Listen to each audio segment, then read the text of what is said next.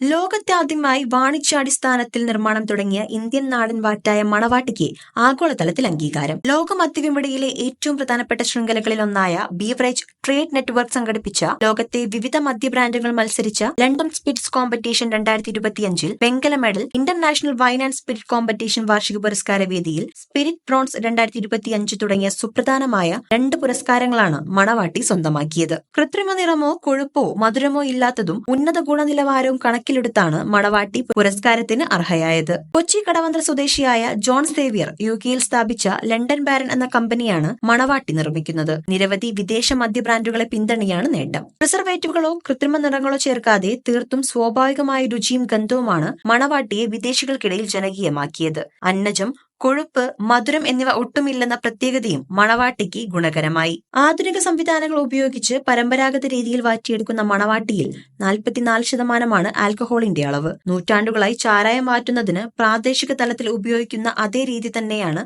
നിർമ്മാണത്തിന് ചെയ്യുന്നതും.